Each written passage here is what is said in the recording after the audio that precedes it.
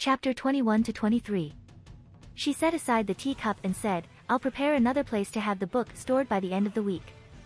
For now, let it be known to others that the book was destroyed by the Mandarin's disintegration beam."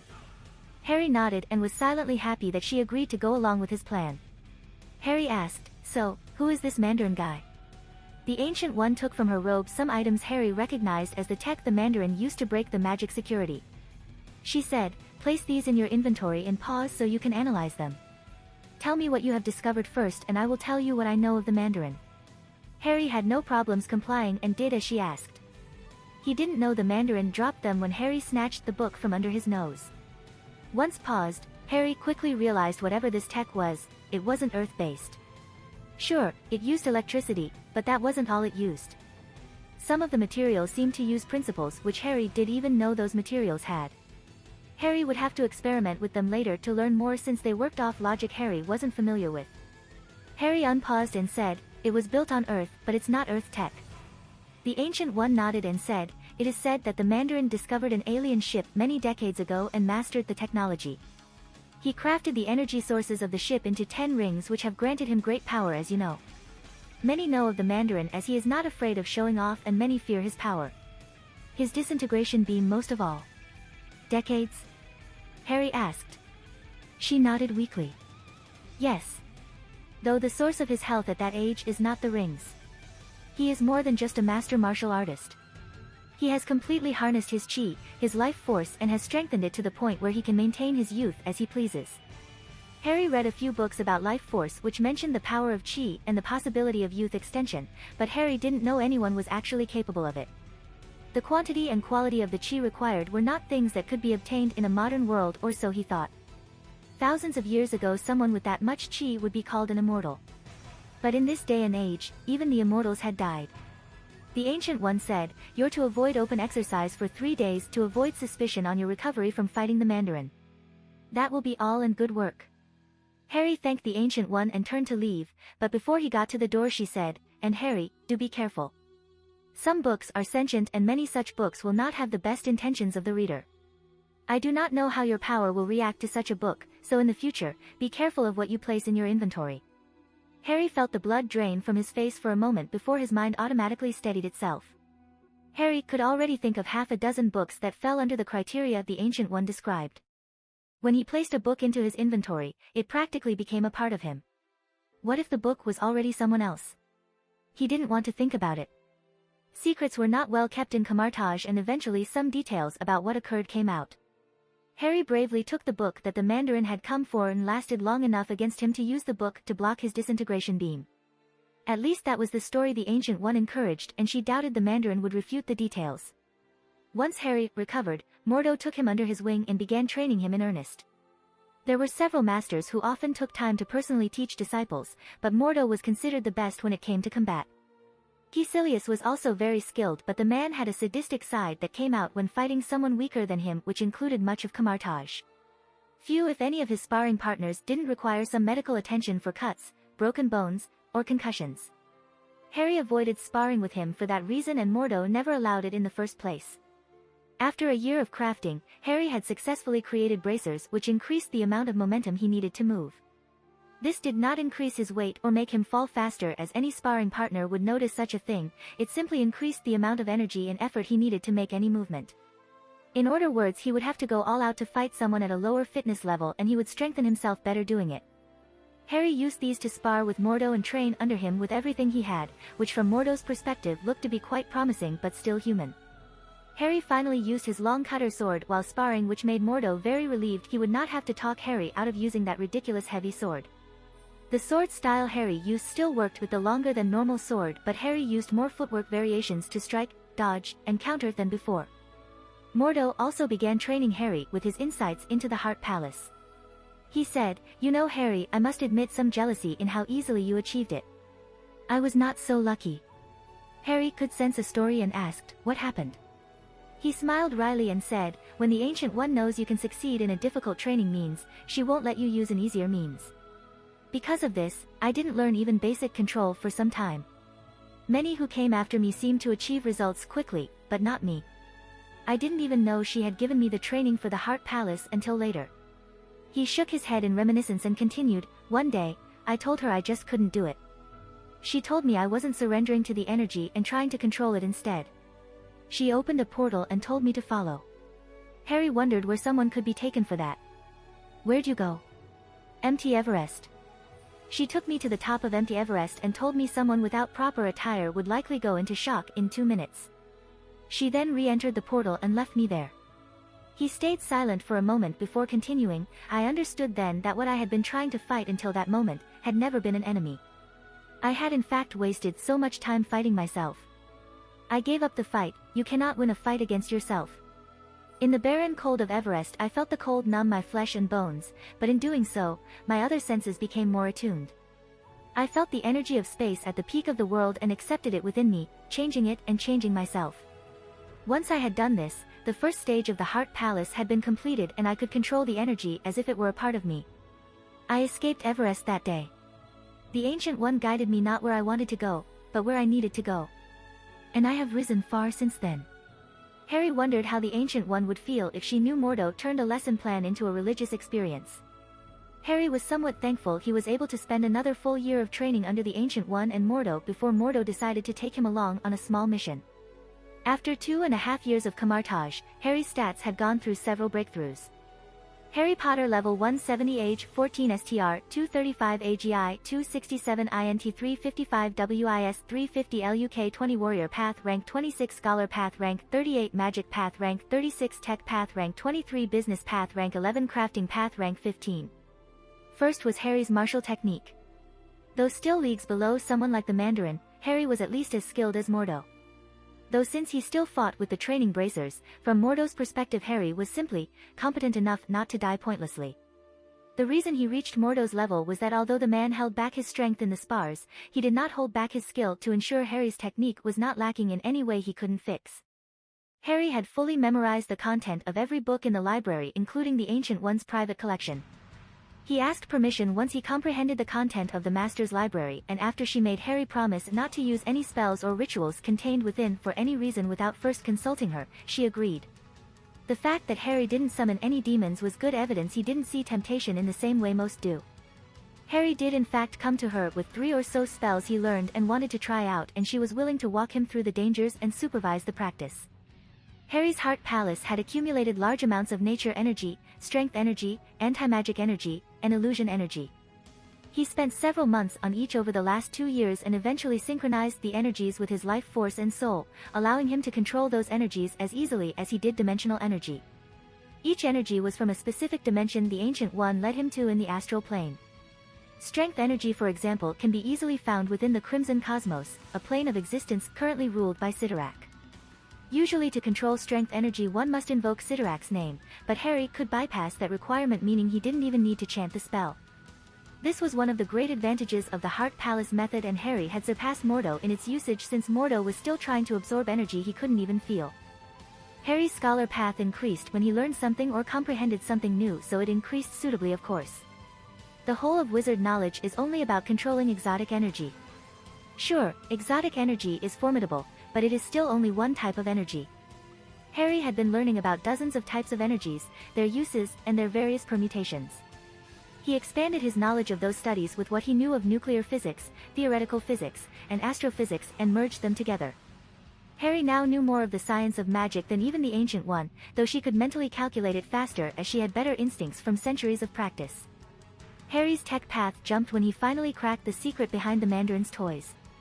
Since they basically interfaced around magic, Harry had a base to work from in figuring them out. What Harry found interesting was that they basically overloaded the security spells and were likely powered by the Mandarin's rings. No one else could use them, which was likely why he didn't care if he left them. He probably didn't think a sorcerer in a temple would have any use of it.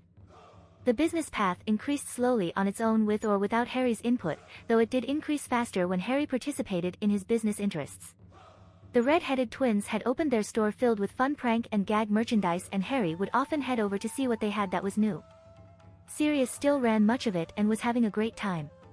He and Amelia got married a few months ago and Harry enjoyed the wedding as it was the first reunion he had with many of his friends. He still wrote Hermione a short letter every month or so and she would write back. They were still friends, but she was getting on with her life. Harry realized at the wedding that Neville and Hermione sat very close to each other and he was happy for them. The other, larger part of his business interest was the Muggle bank that Gringotts had opened using computers.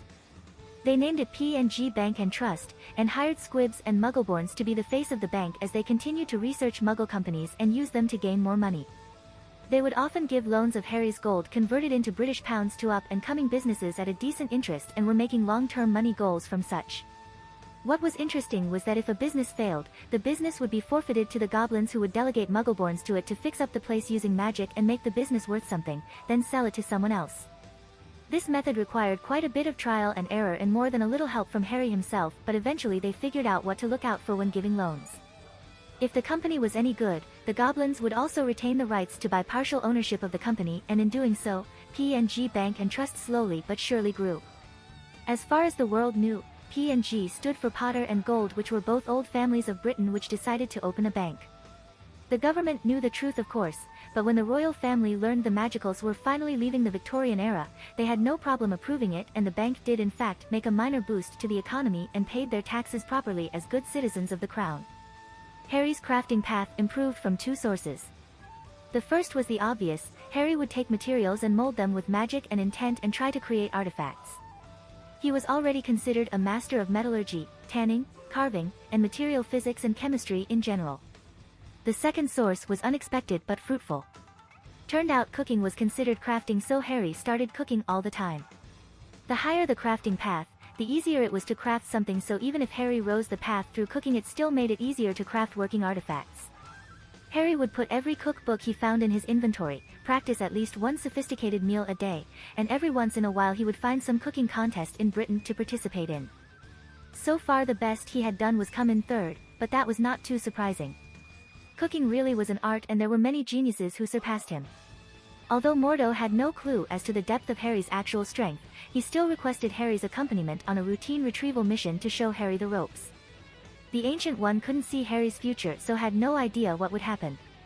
She still agreed to the request and basically said, "Have fun." Another reason Mordo requested Harry was that the mission took place in London and he didn't want to ask Caecilius to join him, since most missions needed two regardless of the difficulty or lack thereof. Mordo knew Harry often returned to London for various things, so Harry likely knew the layout as well as the sadistic jerk did. The mission itself was to find a specific item which had been stolen from Camartage long ago. It was a relic called the Visconti Sforza deck. It was apparently the very first tarot deck ever created and also the most powerful. It was gifted to Camartage in the 15th century but lost in the 17th century, and rumors of its reappearance had reached Camartage. Mordo had a few places he wanted to check out and explained most of them to Harry. Though it was late December, they both wore robes that kept them warm, so neither were bothered. Harry himself was wondering why he didn't receive a game-generated quest. He actually had no idea why a quest would generate for something or why it wouldn't for something else. He got a quest for making Hermione prank a teacher but didn't get one for protecting the Grand Grimoire from the Mandarin. It was slightly irksome, since if he got the quest he'd get a nice map pointer showing him exactly where the thing was. But then again, he didn't want to get spoiled. The search took 3 days and it was actually Christmas by the time they found it in a gift shop. Harry bought it since the man selling it had no idea it was real, and if Mordo tried to convince him it was, the seller was more likely to increase the price than give it to them. The relic itself seemed dormant to Harry. Mordo explained that relics would appear so until they chose the one they wished to wield them. The deck was actually a fairly powerful relic that, in addition to its ability to predict coming events, its cards could sharpen themselves and fly at the user's command like a swarm of blades. Rather than return, Harry said he would spend the day admiring the Christmas decorations around London, which Mordo was fine with. Not long after admiring the giant tree, Harry sensed something that was more than a little odd. Time energy, and a lot of it. Harry followed the source around a corner and 3 people ran straight into him. One of them, a man wearing a bow tie, said, "Oh hello, sorry about that," as he got up. Harry said, "What's with the rush?" The bow tie wearer, Harry confirmed was the source of the time energy, said, "Yes, well, we're being chased, so got to run." A red-headed woman and a skinny man in a striped sweater followed him. Ping. New quest: rescue the Time Lord, help the Doctor stop the Carrionites and find his way home. 3 shadow-like specters flew over Harry but almost immediately turned around. Fallen before our eyes, a feast. One of them practically screeched. The other said, "Lead us to what we crave, our spell has done." Harry wasn't sure if that strange croaking sound was a giggle. The three looked like a cross between a Dementor and a crow, and Harry realized they seemed to have decided to eat him. The redhead shouted, "Doctor!" when she realized their pursuers were more intent on eating Harry than following them. The spectral trio descended on Harry, and the three from before seemed to be yelling at Harry to run. One of the bird creatures moved to snatch something from Harry's head, a hair perhaps, but Harry ducked and kicked it back before sending a flying roundhouse at the other two, sending them into a wall.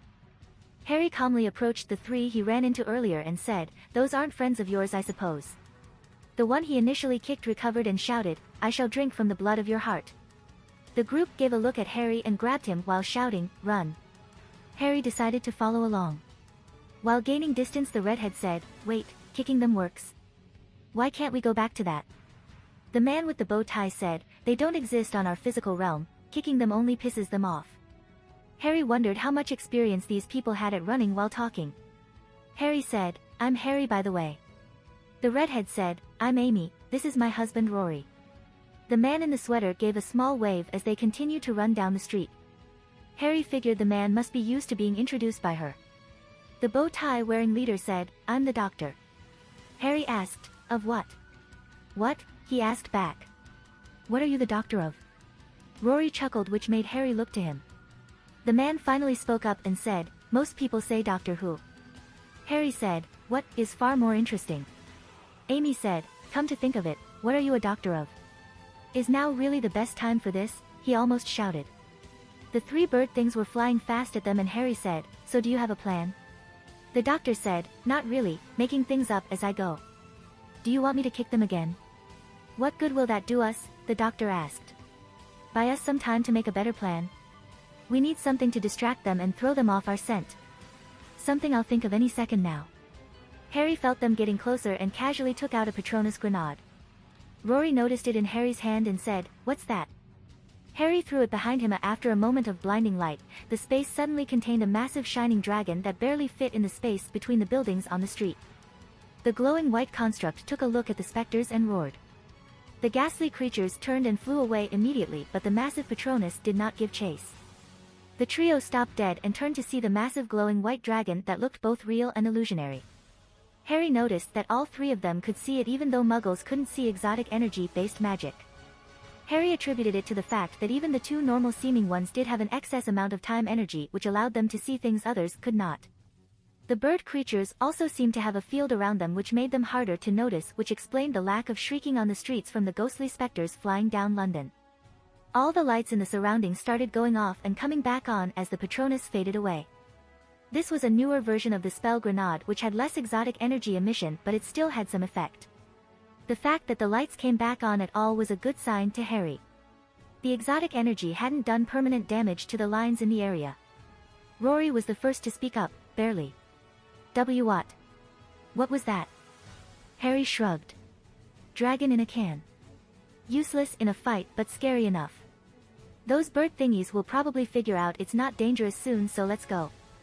The doctor led them down a few more streets and they stopped running when he felt they lost them. Rory and Amy looked decently out of breath but seemed to recover quickly enough. Harry took the moment to say, "So, what were they, why did they talk about eating me, and what exactly are you a doctor of?" The doctor recovered after just a few breaths and said, "Karyonites. They feed off life energy and you look delicious to them. And everything." Harry frowned and said, "Wait a second." The doctor looked like he was about to try to convince Harry he wasn't lying about the Karyonites, but Harry said, "You're a doctor of everything?" The possible, not an actual doctor, looked taken aback. Yes I am." He straightened his bow tie as if that proved his point. Harry asked, "So you've written a dissertation on every single subject that exists, and after a review by your peers it was accepted and published?" When Amy saw the dumbstruck look on the not a doctor's face, she started laughing hysterically, and Rory also seemed to have trouble keeping himself from joining her. "Well, Yes, well. Shut up." This caused her to laugh even harder. "I'm an honorary doctor, okay?" Rory said, "So you never actually got a degree on Earth or Gallifrey or anything?" He shook his head and said, "It wasn't called a doctorate when I graduated on Gallifrey, but I was given the title, okay? I am the doctor." Harry said, "That's nice. Got a plan to deal with the Karyonites before they eat anyone?" "I doubt I'm the only tasty morsel in London." Amy looked oddly at Harry and said, "You're what, 16? How are you so calm about this and why did you have a canned dragon?" "I'm 14 and a half actually. And weird things happen to me all the time. I'm used to it by now. And I have a canned dragon because I put it there. I like to make things like that." Harry had the doctor's attention at that point. "You made that? How? I doubt you'd understand if I told you." "Oh yeah? Try me." Harry smiled and said, "Magic." Amy said, "Wait, real magic? Are you a wizard or something?" Rory picked up on this and said, "I don't think wizards have canned dragons." "I mean, why put it in a can?" Harry said with mock accusation, "Well, where else am I going to put it?" Amy stifled a laugh and said teasingly, "Yeah, Rory, where else is he going to put it?" The doctor shook his head and said, "Okay, Harry the wizard, we need to find someplace safe. Carianites are as picky as they are vindictive, so they won't target anyone else until they get to you." Harry shrugged. At least that was convenient. "I've got a place up the street." He rarely used it since Camartage was quieter and had more dimensional energy, but he needed a place for his mail to go when the P.O. box complained about the smell of the mail he usually got. Once they got inside, Harry said, "All right, pick something you want for Christmas dinner." Rory said, "Anchovy pizza." The doctor said, "Fish fingers, and custard if you have any." Amy sighed and said, "I'm not hungry." Harry set up a table and took some of the prepared dishes from his inventory. Plenty of meals were easier to make in larger servings than small ones, so he had hundreds of different dishes in his inventory. "Okay, dinner's ready," he called out less than a minute later. They came in to find a table plated with 3 slices of handmade anchovy pizza, a plate of hand-breaded beer, battered fried fish fingers and homemade from scratch custard, a bowl of freshly chopped Caesar salad and chips, and a plate of chicken Alfredo where Harry sat down. In the center of the table was a steaming teapot and Harry was pouring out 4 cups of tea from it. Amy said, "Okay, that was too fast." Harry shrugged and said, "Magic."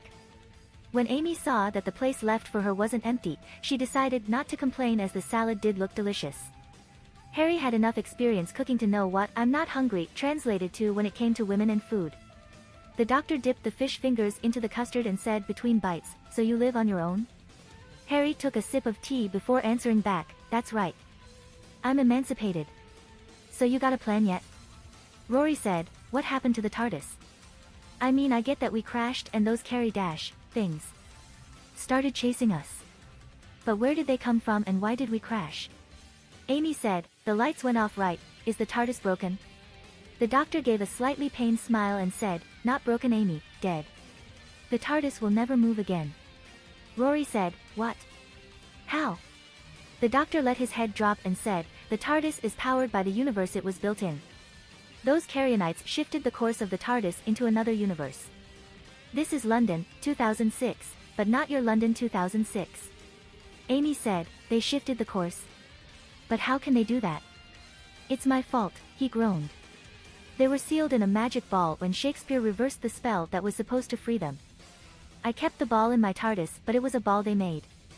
It's been about 200 years since then, and I suppose they came up with a way to not only free themselves, but drag me down." Harry said, "So these Carianites use magic?" "One of them said their spell led them to what they crave. Another tried to snatch one of my hairs. How does their magic work, and if they dragged you here, what is it here that they want?" After finishing another fish finger, the doctor said, "Their magic works on quantum mnemonics, the right word in the right place at the right time." Harry said, "Sounds like hacking." Harry wondered if a hair from his head was like a password to access his data. The doctor nodded and said, "A bit like that, yeah. Their whole species save those 3 were banished to the deep dark, the emptiness beyond the void." Harry thought that sounded exactly like the dark dimension. As for here, well, I'm not sure. I suppose there must be something here they really want. Harry said, "Well, this reality does overlap with a few others, and one of them happens to be a dimension beyond time and death called the dark dimension. Maybe those Carianites came here because it would be easier to open a door here and free the rest of them." The doctor made no effort to hide his surprise. "Well, that could be it, yeah." Harry set his cup down and said, "And if the Carianites are hackers of the universe, then we need to do something soon. Some computers are easier to hack than others, and I doubt this universe is harder to hack than yours is. Once they get familiar enough with the operating system of this universe, they could become very powerful very quickly." "Oh, yes, that could be bad," he said as he pieced together the realizations. Amy said, if you're a wizard, do you have any ideas? I don't use hacks. I know how to write programs that affect the universe and how to overwrite existing programs. Unless you have a book on Universe Hacking 101, I wouldn't know where to begin. Amy and Rory simultaneously looked at the doctor, who said, well, there might be something in my TARDIS. But I don't think dash. Harry interrupted, I'm a very fast reader. Where is your TARDIS? Rory said, across from the intersection of St. Martin's Avenue and Barking Road. Harry questioned, you parked a spaceship in the middle of London? This brought a smile to the doctor's face, yes I did. After finishing supper, Rory got up to head to the door, but Harry said, where are you going? To the TARDIS. Harry got up and moved to the living room and started circling his hand. A portal of rust-colored sparks opened and showed a blue police box on the other side. Harry asked, that's your TARDIS? Amy said, oh my god, that's real magic. Harry smiled and said, that's nothing. He threw the portal forward where it swallowed the TARDIS and vanished, but now there was a police box in Harry's living room. Harry sensed a large amount of dimensional energy from the box, far more than any artifact or relic he had ever seen. Amy opened the door to the phone box, revealing only a dimly lit space within. Come on, she said. Rory and the doctor walked into the box and Harry followed shortly behind. The space inside ended up being much larger than the exterior. But it was more than that. The space itself was different. Pocket dimension maybe? Nope, definitely. Harry said, nice pocket dimension. Amy saw the doctor frown at the lack of excitement and patted his shoulder. Not everyone is going to be flabbergasted, doctor. Rory asked, so where is the book? The doctor answered, in the library. And where is the library? Amy answered for him, next to the swimming pool. Right, of course. Next to the swimming pool. How could I have forgotten, Rory plainly stated. Harry felt the space change and the door closed behind them. The doctor comes for his TARDIS, echoed voices from the darkness. A constant of the universe it is, any universe it seems. So easy a trap to set. And you've brought dinner with you, how lovely. Harry paused the world and walked around a bit. He'd never been inside a pocket dimension, much less a pocket dimension created in another universe. The dimensional energy around him didn't respond to the energy in his heart palace, meaning he couldn't use it. The space itself was also clean of almost any other type of energy save time energy, which he still had a long way to go before he could use it. The witch things weren't in the room, they seemed to be echoing their voices from elsewhere. Maybe they wanted to direct the group. The honorary doctor said they didn't exist in the physical realm, meaning they were basically projections. Technically, that's what a hacker was.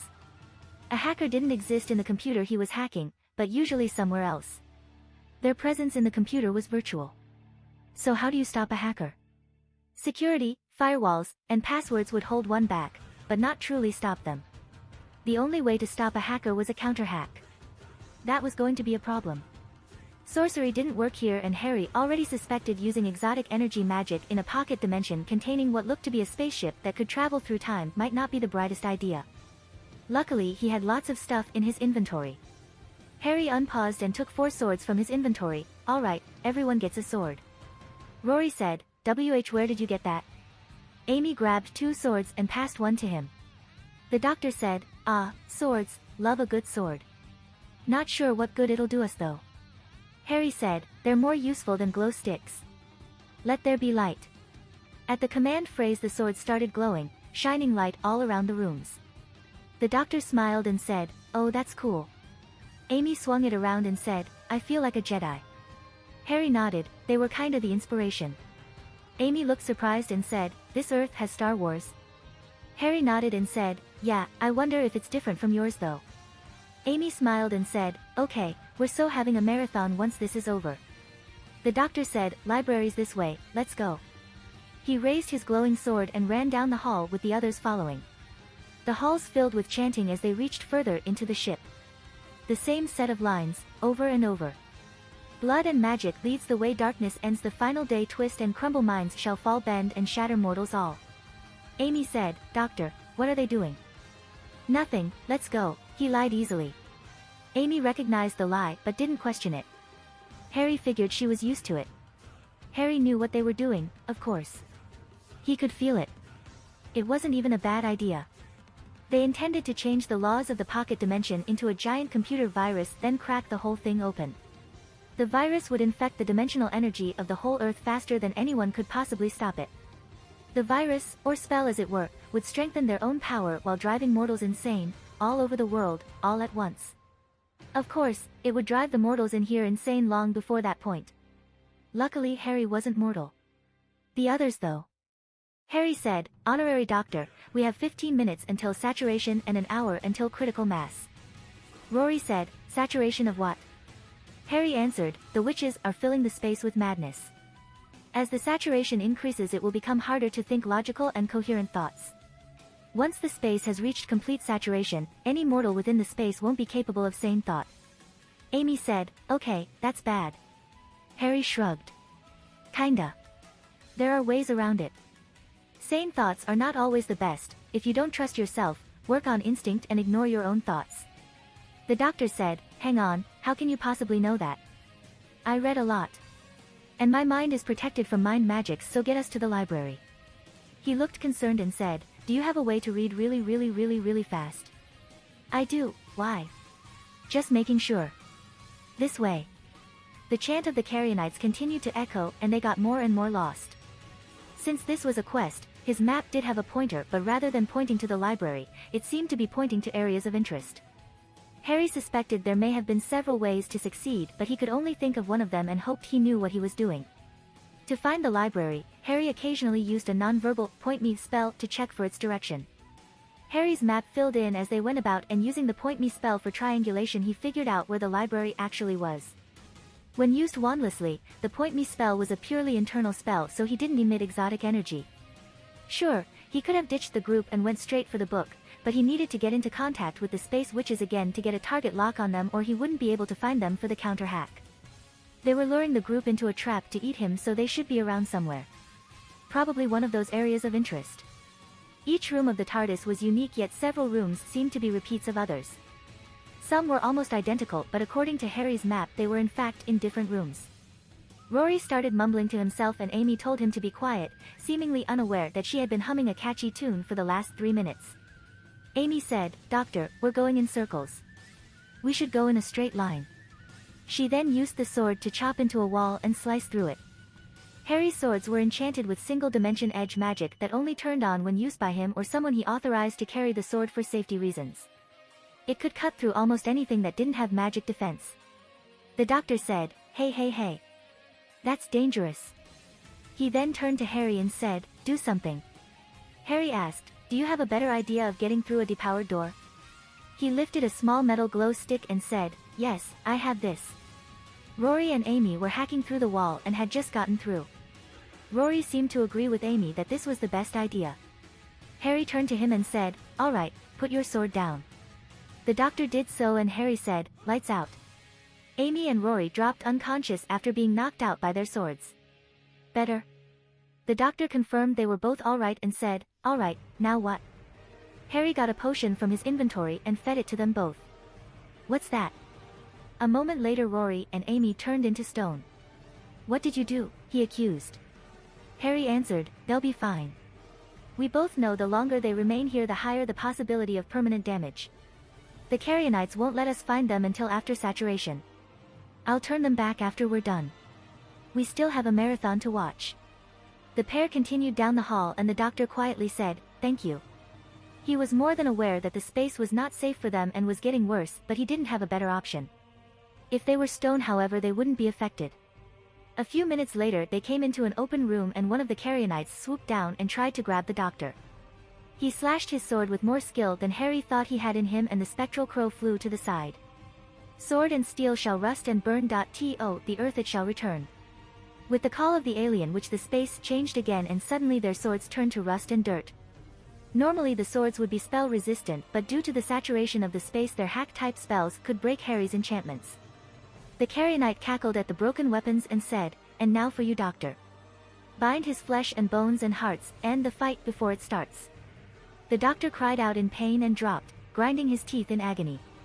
He wasn't dead, but he could no longer move. The other 2 Carianites appeared and one said, "Powerful child, you shall not escape us." All 3 chanted, "Mortals rise and mortal fall." The doctor shouted, "No. Stop." They continued, "None resist the Reaper's call." Ping. Instant death successfully resisted due to instant death immunity. Harry fell over like a puppet whose strings were cut. A bit theatrical, but he wanted to sell it. The doctor shouted, "No. How could you?" The three creatures floated over to Harry. One said, "Freshly cut life force, my favorite." As soon as one got close enough, Harry grabbed it by the arm and swung into the others. He then proceeded to bash it over and over into the floor and smash it into the other two Karenites like something out of a cartoon. Harry could tell it really wasn't doing anything to them, but he used the contact he maintained to get a clear reading of their signature. Mordo wasn't the only one who could use physical contact to absorb or get a read on energy. Harry was tempted to try absorbing their energy, but that trick had consequences and he already had another plan, so he decided against it. Harry threw the creature into a wall and grabbed the doctor still struggling against the spell. He teleported them to the hall closest to the library they passed, and he lifted the man over his shoulders and ran to the library. His teleportation wasn't as bad as before when it came to emitting exotic energy, but it would still likely mess with the surroundings. Unfortunately, he didn't have time to wait as the clock was ticking. A few moments later they arrived at the door. The doctor said, "Oh, you found the library." Harry set him down and said, "Yes, now please open the door." He wiggled around a bit and said, I still can't move." Harry reached into his pocket and grabbed the glow stick and said, "How does this work?" "It works off a psychic command field." Harry wasn't great with psionic energy, but he was familiar enough to give mental commands. The glow stick glowed and emitted some type of autonomous molecularly synchronizing sound frequency. It sent a pitch at the door, recorded and analyzed the echo, then sent another pitch which matched the resonant frequency of the material to physically interact with it. It constantly recorded the echo and analyzed it to determine how the structure moved so it could change how the material was resonating to achieve a specific task. In this case, opening a locked door. The door opened a moment later and Harry picked up the doctor and set him in a beach chair which was next to the pool.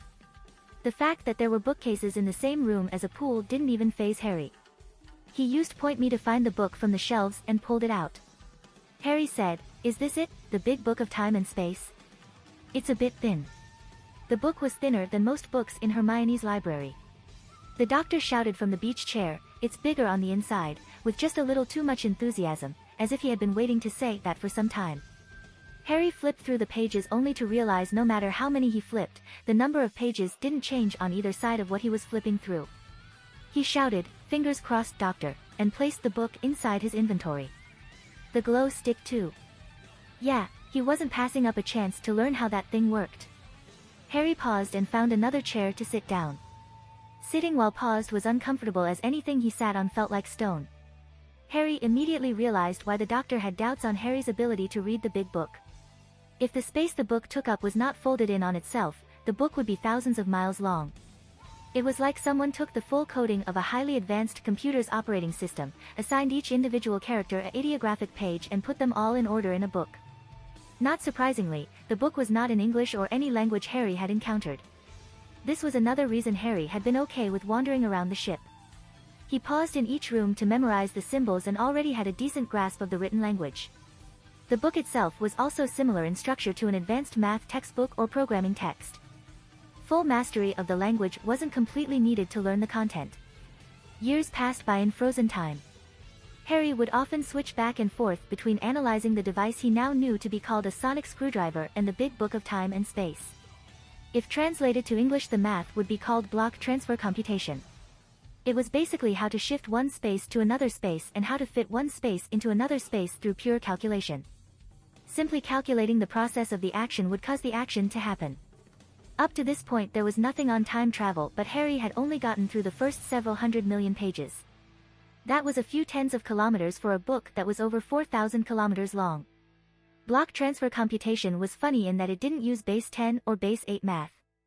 It literally used dimensional energy for units and described how it behaved under different circumstances. Thanks to this, Harry was able to get the basics down and even figure out the language the rest of the book was in. A majority of the pictures resembled the mandalas one could create using dimensional energy, which Harry was already very familiar deciphering those using arithmancy. There was also a lot of crossover with sorcery magic, and the shapes and symbols reminded him of ancient runes, which were some of his better subjects. At some point Harry's mind lost awareness of the passing moments and simply continued grinding itself through the book.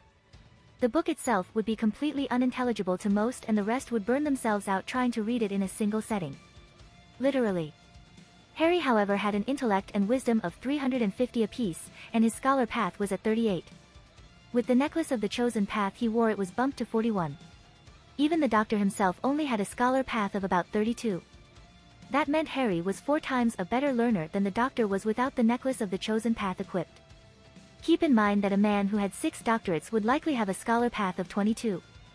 In the Richter scale-like path ranking system, the doctor was 10 times the scholar of such a man, the equivalent of 60 doctorates. On the planet Earth there were only about 50 types of doctorates, which showed how much knowledge a man like the doctor possessed. However, even the doctor would lose out when it came to studying before the Ancient One, and Harry had already surpassed her when it came to being a scholar. The doctor acquired his knowledge through experience and necessity, not through intensive, monotonous study.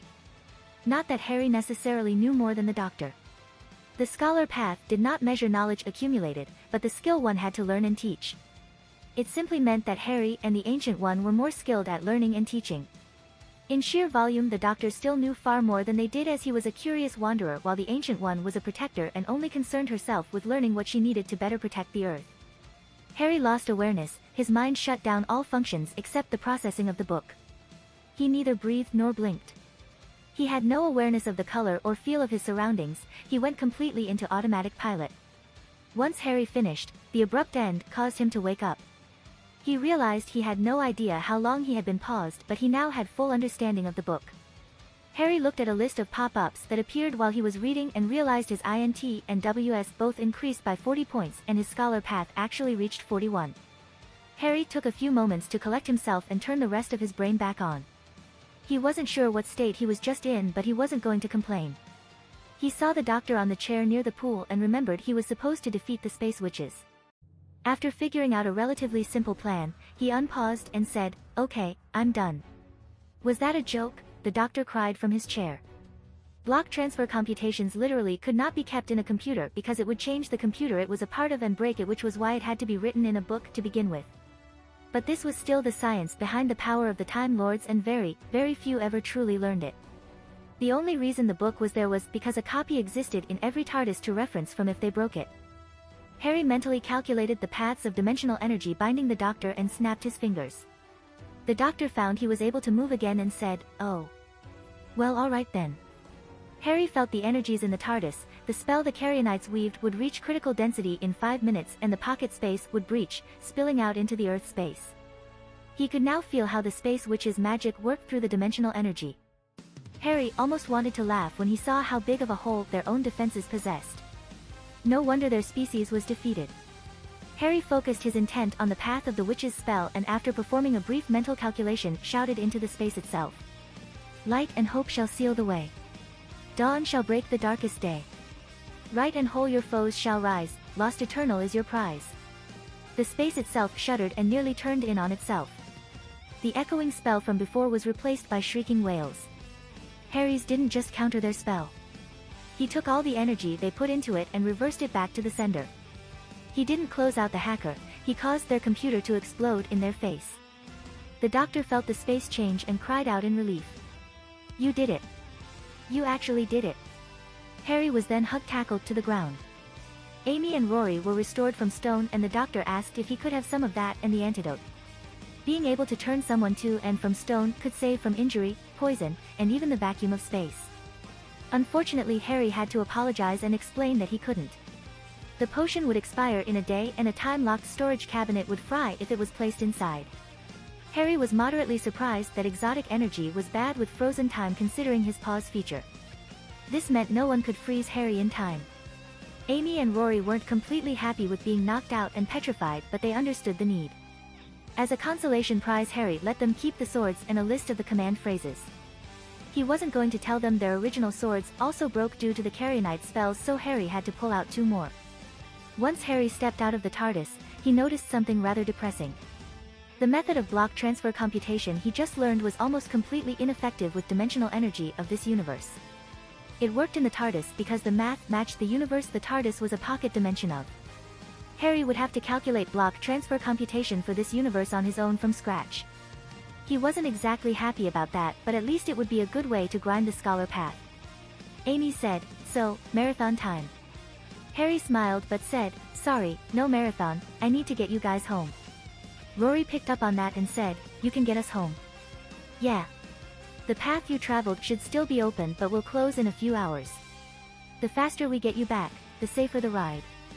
Now that Harry understood how the TARDIS worked, he knew how to get them home. The doctor asked, how are you going to get us back though? My TARDIS is still dead. Harry held up the sonic screwdriver and said, with this. He may not have block transfer computation in this universe, but he did fully comprehend how the screwdriver worked. It gave him some ideas. Harry went to his computer and wrote up some very complex programs and loaded them onto some pre-designed transmitters he had. Harry used the screwdriver to alter the materials slightly on each to give them the properties he needed. Rory and Amy were doing their own thing and the doctor was trying to figure out what Harry was doing. Once finished, Harry opened several very small portals and attached the transmitters to what appeared to be metal towers on the other end, though he didn't let the doctor peek as he was still trying to guess what Harry was up to. Once done, he sent the TARDIS back to where it was after casting a simple Notice Me Not spell on the area, preventing people from realizing it wasn't always there. When the doctor saw it he said, ah, perception filter. Very retro. Amy said, so what's the plan? Harry smiled and said, well, did you notice how today is Christmas? Rory pointed out all the decorations around the street and said, yes, yes we did. Harry held his hand to his ear and the rest did the same. Hark how the bells. Sweet silver bells. All seem to say.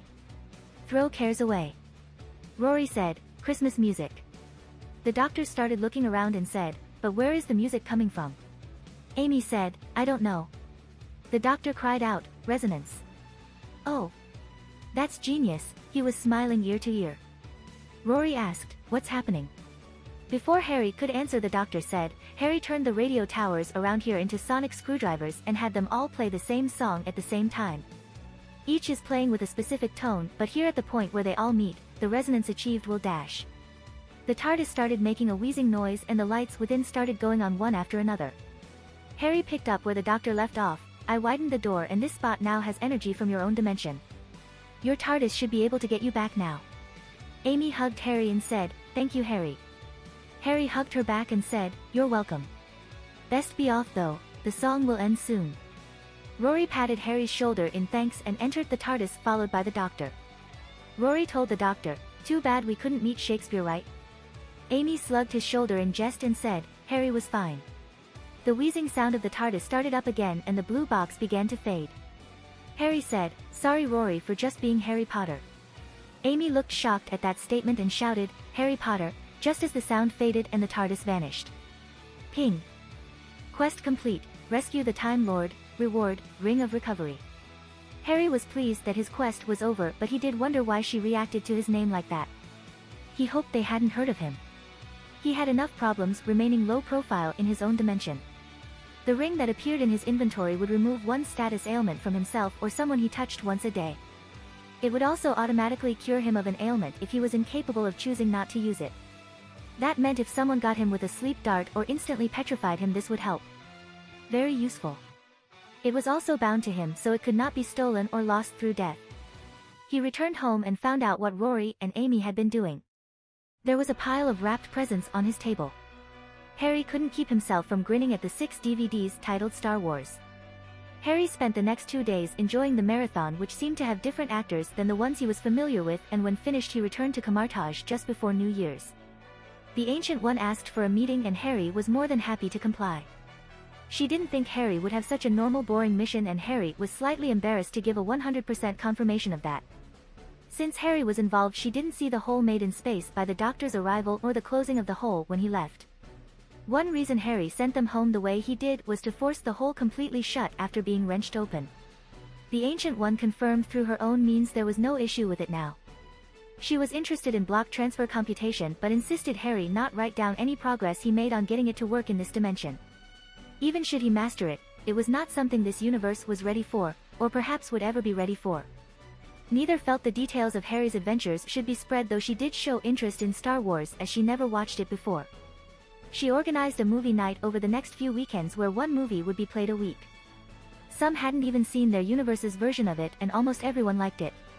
Only Caecilius left a few minutes into Phantom Menace saying he wasn't interested. Harry wasn't surprised a few scenes with Jar Jar Binks drove him off. No one liked Jar Jar. Winter passed and spring began and Harry continued training. Harry successfully acquired and synchronized with a source of energy from Volter's realm as well as Kraken's, giving Harry easy access to cloud, lightning, binding, and unlocking magic. As long as Harry was not in an isolated or pocket dimension, all forms of energy existed in nearly all dimensions, they were simply hidden beneath the layers of the more obvious energies. That meant Harry could use binding energy to invoke chains capable of locking a target's movement or suppressing their abilities almost anywhere. Apparently Kraken was known for keys and chains. The energy under his command could not only bind things, but it could also unlock things by conjuring a replica of the Kestrel key of Kraken.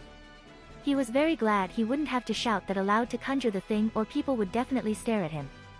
Harry spent much of his time building this universe's version of block transfer computation but hit a long series of snags. The largest of which was that he couldn't confirm if he was going in the right direction without a test or experiment.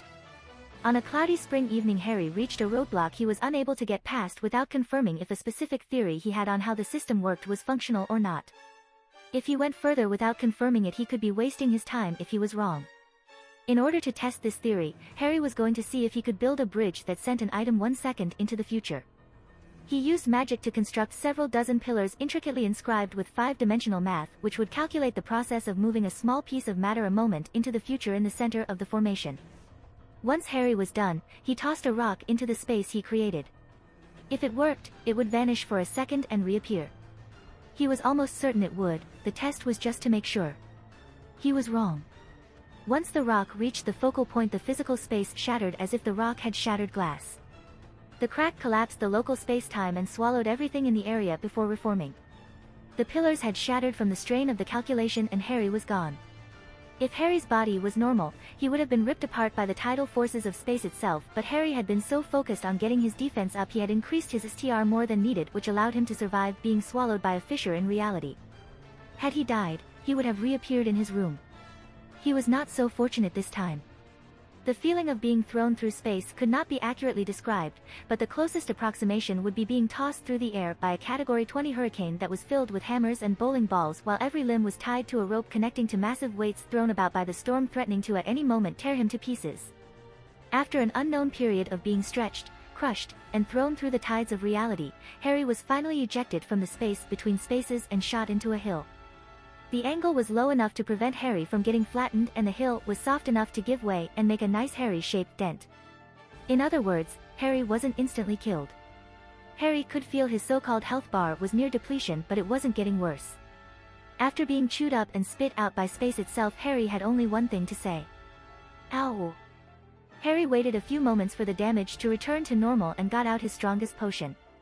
It was stronger than skill grow, nerve restoration, and blood replenishing potion together, and in a normal person could heal any injury except a severed limb or deadly poison.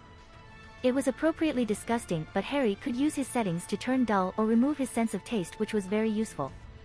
Used on Harry, the potion would restore most of his health while increasing his health regeneration to take care of the rest later. It was practically pure healing energy. Sure, he could have used healing magic, but magic had too many risks and he didn't want to make a bad habit of it. The first thing Harry noticed was that it was sunny. That meant he was no longer in the practice area he made near the Potter Manor of High Rock.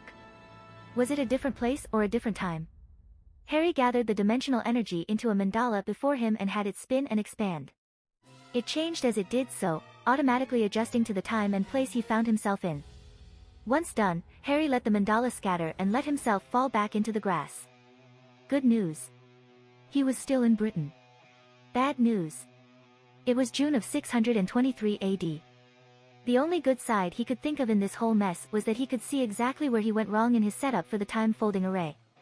He was paying very close attention to how the cracks emerged and propagated so he could infer how it happened and why. After taking a moment to admire how good and bad his luck was, Harry transformed into an owl and flew south where he figured he'd find people. Before coming up with a plan he needed to figure out what he had to work with, so he needed to get the lay of the land. Most people would be worried about affecting the past and changing the future, but Harry understood time better than any physicist on Earth. Most agreed that when you looked at the future, it would change simply from looking at it. What few knew was that the past was the same. Why do history texts change? Is it because someone made a mistake and it was corrected? Is it because it was formerly a guess and now there was evidence? Yes and no. The past itself did in fact change. It was possible to find evidence the past was one way, then a few hundred years later new evidence would be discovered that proved the past was a completely different way. Then further down the line more evidence would conclude the past was different than either of the first two theories predicted. Just like the future, the past could in fact change just by looking at it. It was possible that Harry could greatly change the past, and when he returned, new evidence would show that the history books of this time were all lies to cover up the truth, and further evidence would show a completely different history. So no, Harry wasn't concerned about changing the past. He wasn't going to actively try to mess with things, but as long as he didn't remain in the past for too long, the future would still be there when he returned. With Harry's stats he could fly very fast as an owl, and it didn't take him long to find a farm. He observed the peasant clothes and flew a distance away before returning to normal and transfiguring his clothes into a similar style of surf wardrobe. One benefit of the past was no tech, and since his exotic energy couldn't be detected he could use wizard magic as he pleased. As it was spring there wasn't much to stand behind, so once Harry was close enough for the farmer to spot him, Harry shouted, "Morning, do you know a place I could find work?" "Town's that way, son, heard the lord's looking for young backs," he answered amiably. "Bless you, sir," Harry replied and headed off. He didn't know how people of the day conversed outside of books, so until he got the hang of it he wanted to keep his sentences short. Once out of sight he returned to owl form and flew off for the town. Harry first thought the wind would be fresher and more pleasant in the past, but there was an ominous taint that lingered in the air. It made Harry doubt his stay in the past would be peaceful. From a distance the town seemed stereotypical. Homes of wooden walls with thatch-covered roofs to keep in the heat littered the outskirts, and further in the center were some sturdier, partially elevated homes with some made of stone. Harry saw a gathering of people and landed on a nearby rooftop as the crowd grew larger. A man in a somewhat finer quality of clothing shouted, "Gather round, gather round. We have a summons from Lord Morrigan's army. All healthy males above the age of 12 are required to enlist. Failure to do so is punishable by execution for yourself and your family." The one standing next to the one shouting wore dark-tinted armor which, combined with the whole enlist or die thing they had, gave the general tone of what was going on. Harry gave a loud hoot in owl form which got a few stares, including the attention of the Black Knight character. When he met Harry's eyes, Harry used legilimency to read the man's mind. Once Harry understood why these men were here, he only had one opinion on the guy. What a dick. Harry flew to an empty area and shifted back to normal before he took out an aging potion. Harry took 5 drops which changed his age from 14.5 to 17. It wouldn't last longer than a day, but he could take it again once the effect wore off. He used a few more transfigurations on his clothes and hair to make himself look suitably plain looking and walked out from behind the corner to where the group of adults and barely adults were gathering. Some of the others noticed the stranger, but under the gaze of the Black Knight no one was in the mood to raise any questions. Once the crowd was gathered they were marched out of the village and south to where the battle would take place. They were told they would be given weapons on arrival, but none were asked if they had experience with them. They didn't give food or rest or water to those that asked for it, and after the better part of the day, they arrived at the field where the battle would occur the following morning. Dozens if not more of similar-looking groups were marched to the field by others and all converged together.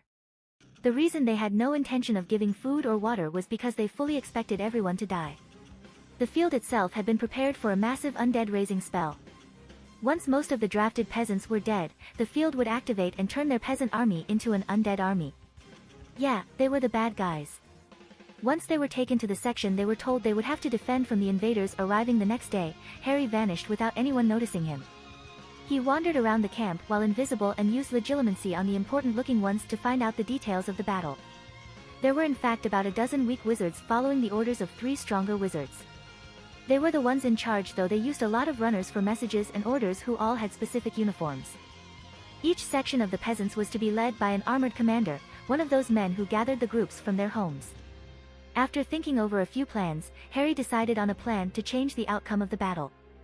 Harry walked through the whole group of peasants, about 400 of them, and found a few leader types and their names. Once it was dark he knocked out a message runner and took some of his blood for a polyjuice potion. It was a variant of the type he made with Snape before and was even better. Still tasted horrible of course, but it could hold a transformation for a full day. Once he looked like the runner and took as much knowledge from his mind as he could to play the part, he went from peasant group to peasant group stating he had orders to collect specific people and gather them together for a secret project. They came nervously over one by one and Harry led them off to another area. Once together he said, "Alright guys, who here knows why we are here?" One of the more clever ones said, "To hold back the forces of Lord Johnsborn." Harry nodded and said, "Yup, but the guys giving the orders are evil. Turns out they want everyone to die and get resurrected as an undead to make an undead army." Harry cast an invisible calming charm on them as a few of the smarter ones seemed like they were likely to keel over from such an admission. The best way to get people to follow you is to sound like you know where you're going even if you're completely lost. So Harry continued with a tone that was filled with 100% confidence, "But there is a way to stop them. Here's the plan." Of course, even after explaining his plan with confidence, no one believed Harry's plan would actually work. He had to call over one of the armored knights to where they were gathered for a demonstration. Harry had to use a few compulsion charms to ensure they would actually follow the plan, but he eventually got the kinks worked out, and before the sun rose everything was set. Harry set himself up in an invisible chair next to the 3 strong wizards and the dozen or so weaker ones ready to activate the undead raising field. For something that only took a few moments of prep, he was quite pleased with himself. This would likely be the best prank pulled off in 1,000 years. The Black Knight commanders had been instructed to distribute weapons at first light and call all peasants to march into the center of the undead raising field once the other army was spotted and hold that position. First light's arrival set in motion the distribution of weapons. The menacing armored knights prevented any groups from getting any funny ideas, which pleased the wizards watching from afar. Harry tried not to pay attention to the conversation of the wizards as it made him nearly forego his plan and crush them all then and there. In addition to the men, they each took a woman from the villages they went to and were sharing the details of how they spent the night with them. Harry knew he couldn't save everyone, but such a thing still greatly enraged him. Once the enemy army was seen coming over, orders were shouted and the mass of untrained peasants were marched to the field. The other army didn't exactly look like they were the best of the best either, but at least they had swords and shields and somewhat matching uniforms. The peasants gathered in the field and the incoming army marched closer, swords drawn. The wizards were shouting commands and preparing the rituals required to activate the undead raising field. Then, the entire peasant army dropped their weapons, sat down, and laid face down on the ground. The wizards noticed this and one shouted, "What are they doing?" A group of runners was heading up to the wizards and once within earshot they shouted, "My lords, the commanders have ordered the filth to lay down their arms and surrender." Several other runners arrived with the same message. The general response of the wizards amounted to a flabbergasted, "What?" Most looked like they had just been slapped with a fish. From the stain of death energy over their flesh and the overall feel of these wizards, Harry sensed that they seemed to specialize in necromancy and pain magic. Death energy wasn't something the living could use without cost, and each of them looked to be withered husks of skin and bone. They really couldn't do much in a situation without people to threaten with pain or corpses to turn into undead. The latter problem, however, the wizards decided to fix when they saw the arrival of the other runners. Before they could kill anyone though, several red flashes of light shot out from Harry's invisible position and stunned the wizards about to strike. The remaining wizards turned and started chanting their spells, but before the first one could finish their chant all 15 wizards had fallen. Harry then shot his stunners at the runners, which made for amusing moving targets. Too bad Harry was very accurate and stunners were the second fastest moving spell behind the disarming charm. Harry got out some thick iron bands and attached them to the wizards' necks. They required a drop of their target's blood to activate, and when they did, they would saturate the body with anti-magic. This was an alternative use of one of Harry's training tools, as practicing magic when saturated with anti-magic energy was like physical exercise with weights. Though Harry only put a small amount of anti-magic in them when he used them, and he placed them on his wrists. For these wizards, he had the saturation at max level and set them on their necks so they couldn't just cut off their hands to free their magic. It was somewhat cruel, but this was already the limit of Harry's mercy for them. The best part was that if the bands weren't removed, any children they sired while wearing the bands would be guaranteed squibs, though the descendants of those squibs may eventually get magic back. The bands themselves weren't that complicated, as they simply an artifact version of a spell called Rings of Ragador, which called anti-magic energy from Ragador's realm to disable the magic of those bound by it. It worked on wizard magic just as easily as it did sorcerer magic, so it was very useful. It couldn't be used on someone stronger than him, but the strongest of these guys were only a little stronger than Cedric Diggory, meaning the bands would work just fine. A security feature he built into them was that if they were removed from the one they were tied to by blood, the enchantment would collapse, meaning they couldn't be removed and studied once placed unless the absorbed blood within the band belonging to the person they were bound to vanished. A leader of the very confused army which just witnessed the peasant's surrender was heading over to Harry's location, where he spotted Harry sitting down and the evil wizards unconscious and bound in chains Harry conjured. Putting two and two together, the man said, "Friend wizard, I understand it was you who set this stage and prevented the needless shedding of innocent blood. For this I thank thee." A small use of legilimency on the field leader's surface thoughts gave Harry a summary of the situation which led to this war. Merlin had been captured by Morgan Le Fay and was being held prisoner, guarded by something called the Black Dragon. If you like this content, don't forget to like and subscribe. See you later, bye bye.